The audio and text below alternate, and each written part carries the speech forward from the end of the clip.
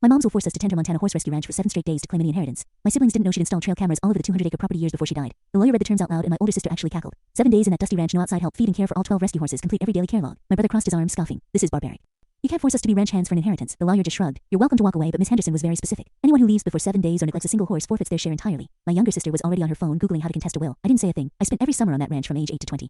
While my siblings were at LA beach parties and fashion internships, I was learning to ride muck stalls and care for injured horses. Mom called it our horse heaven. My siblings called it that redneck ranch in the middle of nowhere.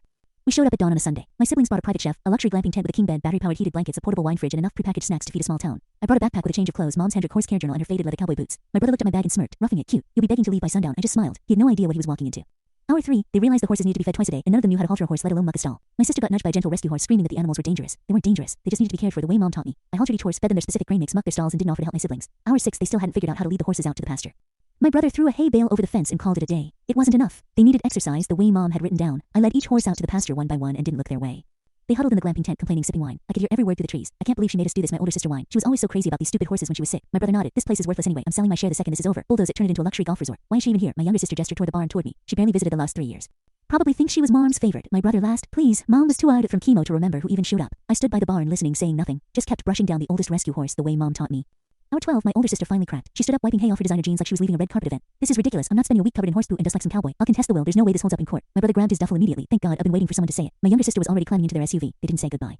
Didn't even check if the horses had water for the night. I watched their car disappear down the dirt road. Then I went back to the barn and finished filling the water troughs.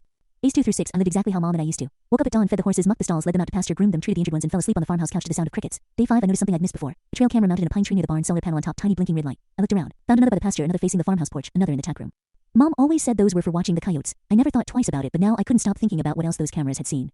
Day 7, the lawyer showed up right at noon carrying a small wooden box. Congratulations, you completed the challenge. She set the box on the kitchen table. The ranch, the 200-acre property, the full conservation easement, and the horse rescue endowment are yours. I stared at the box. What about the money? Your siblings split it 3 ways. Your mom was very specific. Whoever stayed got the ranch and the endowment. Whoever left got the cash. She paused. There's one more thing. She opened the box. Inside were USB drives labeled with dates from the last 2 years. Your mom asked me to give these to whoever completed the challenge. She said you'd understand. I didn't understand. Not yet. After she left, I plugged the first drive into the farmhouse laptop. Footage dated last Thanksgiving. Kitchen camera. My siblings standing around the table while Mom napped in her rocking chair, chemo blanket over her lap. How much longer do you think she has? That was my older sister. My brother checked his phone. Doctor says maybe 18 months. Good. I need the money for a new LA apartment. First thing I'm doing is selling this dump and getting rid of all these stupid horses. My stomach dropped. Then the footage cut. New angle porch camera saying Thanksgiving. Me and Mom sitting on the porch swing watching the horses graze in the pasture. I miss this place more than anything, I said. Then come home. I will, I promise. Next spring I'll move back here and run the ranch. I'll hold you to that, baby, she said, grinning. The screen went black. Then a title card appeared. Text Mom must have added herself. I heard everything. I saw everything. I was never asleep. Now you know why the ranch was always yours. I just needed you to come back one more time. Love, Mom. I sat on the porch swing for a long time after that. USB drives in my lap. The sound of horses whinnying in the barn, the wind rustling the grass. My phone finally caught a signal at the end of the driveway. A text from my brother. So what did you get? The dumb ranch? LOL. Have fun with that money pit. We're splitting 190K 3 ways. Enjoy your dust-covered life. I looked out at the pasture. The farmhouse behind me. The camera is still watching. I typed back 2 words. Mom says hi. Then I blocked all 3 of them. She always said she'd have the last word. Took her until after death, but she got it.